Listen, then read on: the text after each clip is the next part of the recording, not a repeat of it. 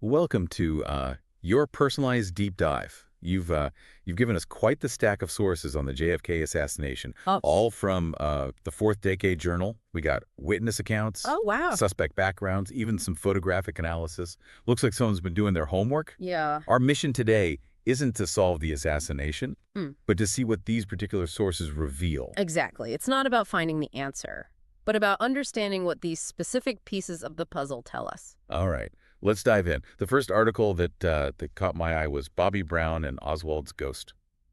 It focuses on this bizarre photo silhouette that looks just like Oswald, tucked away among Dallas police records, almost like a hidden clue in a detective novel. Hmm. And just like a good mystery, this one hinges on conflicting accounts. Officer Bobby Brown, the one who supposedly created this ghost photo, gives two different stories about it. First, he claims he made it for a Secret Service reenactment of the famous backyard photos. But then, he changes his story and says he actually cut the silhouette directly from one of those backyard pictures. Oh, wow. But here's where it gets really tricky. The silhouette actually matches a third backyard photo, 133C. That wasn't widely known at the time. Brown supposedly made these ghost images, plus the backgrounds in the two ghost photos are different, and there are these strange acetate overlay marks that just don't add up. Right, so we're left with this question. Why create these ghost photos in the first place? Was it an attempt to somehow disprove the idea that the backyard photos were faked? Or maybe a practice run for a forgery, as if someone was trying to perfect their technique. This whole mystery adds yet another layer to the ongoing debate about the authenticity of those backyard photos and whether they were staged to implicate Oswald. Absolutely. Feels like every time we answer one question, two more pop up. Speaking of mysteries, our next article. The Cozy 8 Apartments focuses on a period in late 1962 when Oswald's whereabouts are basically unaccounted for. A missing month, so to speak. And there's this interesting testimony from Gary Taylor, who had connections to Oswald through George de Mohrenschildt. Taylor tells the Warren Commission about a search for Oswald in the Oak Cliff area of Dallas, specifically mentioning a place called the Cozy 8 Apartments. But here's the catch. While Taylor couldn't remember the exact location at the time, it turns out he did accurately recall both the name and the general location of the apartments. Which raises the question. If the investigators were genuinely trying to piece together a complete picture of Oswald's movements, why didn't they follow up on this lead more thoroughly? The fact that Taylor remembered correctly suggests this wasn't just a random detail, and yet it seems to have been glossed over. It's almost as if they were selectively choosing what to investigate, right? Yeah. And this idea of potential hidden connections pops up again when we look at the Payne family. The article, William Avery Hyde, digs into the background of Ruth Payne's father, which connects to some of your previous deep dives about the Paynes and their possible ties to intelligence agencies. Yes. It's fascinating. The article highlights Ruth's evasive grand jury testimony regarding her father's work. She downplayed his government connections, claiming that his primary work with the Agency for International Development, AID, came after the assassination. But the article goes deeper and uncovers a long history with the International Cooperative Alliance, the ICA, even revealing that the CIA considered him for a role in Vietnam. And while Ruth was technically correct, he did eventually work for AID in Latin America. It seems like she was trying to minimize the extent of her father's involvement. And that's curious, because the ICA's goals during that time, promoting consumer cooperatives internationally, would have been of great interest to the CIA during the Cold War. They were seen as a way to spread American influence and counter Soviet ideology. And let's not forget AID's own history of being used as a front for covert operations. So the question becomes, was Hyde's connection to Oswald's wife merely a coincidence, or was there something more going on behind the scenes? Exactly. And speaking of things not being what they seem, let's turn our attention to Dealey Plaza itself. The article, The Dealey Plaza Ambush, Appearance and Reality, tackles the plausibility of shots coming only from behind Kennedy. That classic lone gunman narrative. You'd think that would be a straightforward question, but this article really throws us for a loop. The author presents 4 reasons why someone might have chosen to make it look like the shots came only from behind. Even if there was a conspiracy, it could have been a way to frame Oswald, fit the media's expectations at the time, make a cover-up easier, or even protect LBJ. Those are some thought-provoking arguments. But then the article throws a curveball by presenting evidence that suggests there were frontal shots. We've got those initial reports from Parkland Hospital, Yeah. inconsistencies in the autopsy, and numerous witness accounts that just don't line up with the lone gunman theory. Right. And this is where the grassy knoll comes in. It's been a central point of contention for decades. with many believing shots originated from that area. The article tackles this by introducing a fascinating concept, the non-shooting diversion. What if what some witnesses perceived as gunfire from the grassy knoll was actually something else entirely, something designed to create chaos and confusion? Wait, so you're saying there might have been a staged event on the grassy knoll, but no actual gunfire from there? That would be incredibly devious.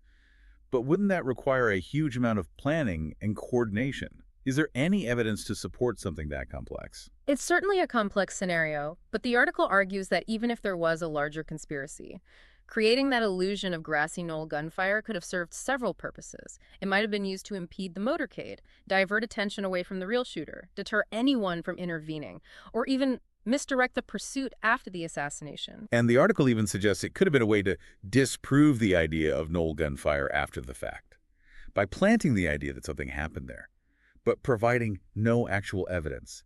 It creates this cloud of doubt and makes it easier to dismiss any witnesses who claim they saw or heard something. Exactly. It's about manipulating perceptions and controlling the narrative.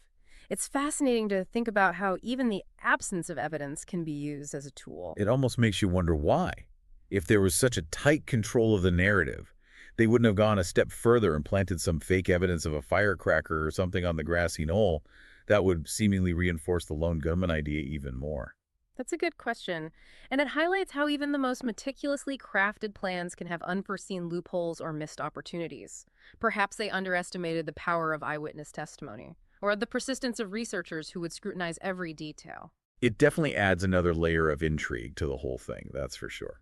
And speaking of different perspectives, I'm really enjoying this letters to the editor section. It's like getting these little mini deep dives into even more specific details. I agree. These letters often challenge assumptions and bring fresh insights to the table. Several of them directly relate to the topics we've already discussed, which I find particularly interesting. Me too. For example, this letter from Chris Courtwright raises some serious doubts about Marina Oswald's presence in Alice, Texas. With Lee Harvey Oswald in early October 1963, he cites descriptions of the woman seen with the Oswald lookalike, along with additional sightings that don't match Marina's known timeline. It's a compelling point. You start to wonder if someone was deliberately trying to create a false trail, or if there was another individual who bore a striking resemblance to Oswald, a doppelganger, if you will, who was intentionally being used to muddy the waters. It definitely throws a wrench into the timeline and makes you question the reliability of certain accounts. And then we have this letter from Richard Goad, who focuses on Clint Hill's evolving statements about the number of Secret Service agents on the presidential limousine. Right. And Goad also brings up the fact that multiple agents later claim to have made the same radio call during the chaos of the assassination. It's almost as if there's an attempt to create this narrative of constant communication and control, even if the reality might have been very different. It's like they were trying to project an image of competence and preparedness, even in the face of a complete breakdown of security. And this leads us to another letter, this one from Bill Cheslock. His research has uncovered something quite significant. John Connolly's original statement about seeing JFK slump forward before being hit himself. That's a crucial detail. And if it's accurate, it directly contradicts the single bullet theory. The Warren Commission relied heavily on the idea that a single bullet passed through both Kennedy and Connolly to support the lone gunman narrative. Cheslock's finding, if substantiated, could undermine a key element of the official story. It underscores the importance of going back to those primary sources and not just accepting the established narrative at face value, which is exactly what these letters encourage us to do. And finally, we have Millicent Craner's letter, which presents a detailed and quite persuasive refutation of the article's claim that all the shots came from behind Kennedy. Craner's letter is an excellent example of how different researchers, even when looking at the same information, can reach vastly different conclusions. She meticulously points out inconsistencies in witness testimony, raises questions about the medical evidence, and highlights the physical limitations of the single bullet theory. It's a reminder that the JFK assassination, even decades later, is still very much open to interpretation. There's no single definitive answer, and each new piece of information adds to the complexity of the puzzle. Which brings us back to the overall theme that runs through all of these sources, the question of how we perceive and interpret information. Absolutely. It's about recognizing that history is not simply a collection of facts, but a tapestry woven from diverse perspectives, interpretations, and often deliberate manipulations. So as we move towards the end of our deep dive, Mhm. I want to shift our focus to you. What has stood out to you the most from these sources? That's a great question. It's hard to choose just one, but I think that concept of the non-shooting diversion on the grassy knoll really piqued my interest, if that was truly part of the plan. It speaks to a level of sophistication and manipulation that goes beyond just the act of assassination itself. It makes you think about how events are shaped, not just by what happens, but by how that information is presented and controlled. Exactly. And that's a lesson that applies far beyond just this one event. It's something to keep in mind whenever we engage with history, or even current events. Who are the sources? What are their motivations? What might be left out of the narrative? It's a reminder to always be questioning, always be searching for those hidden layers. So as we leave you today, I'll leave you with this thought. If we accept that elements of the official narrative surrounding the JFK assassination were manipulated, how does that change your understanding of history itself? And what other events might warrant a similar deep dive? A peeling back of the layers to reveal what might lie beneath the surface. Those are excellent questions, and ones that I encourage you to explore further. Remember, this deep dive was just the beginning. There's a wealth of information out there waiting to be discovered. And who knows what other intriguing details you might uncover. And it's that constant questioning, that willingness to dig deeper, that has kept the JFK assassination such a captivating topic for all these years. Absolutely. And even now, decades later, new details continue to emerge just when you think you've seen it all. Another piece of the puzzle surfaces. It's like a mystery that never truly ends. Yeah. And in a way, that's what makes this deep dive so fascinating. We've explored these specific sources you provided. But it's not about arriving at some definitive conclusion. It's about the journey itself. Precisely. It's about highlighting those intriguing details, those thought-provoking questions that emerge from these particular pieces of information. It's about encouraging you to think critically and draw your own conclusions. So as we wrap up, I'm curious, what detail from these sources stuck with you the most? What sparked your curiosity or made you want to dig even deeper? Well, that's a great question. It's hard to choose just one.